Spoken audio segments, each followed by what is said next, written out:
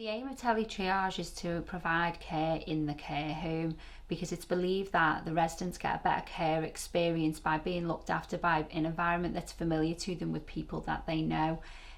So we will utilise community services that we have available to us to promote care in the care home wherever possible in an effort to achieve admission avoidance, because it's believed that looking after them in this environment provides a better care experience and more satisfaction for the residents.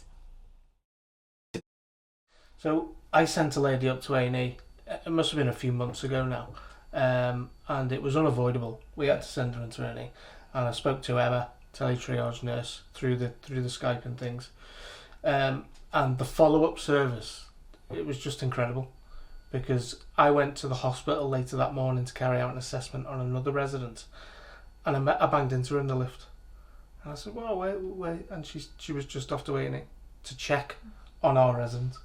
I thought that was we've never had that kind of service before. It's something that's never been there. It's obviously difficult for hospitals to provide us with feedback because of data protection and confidentiality.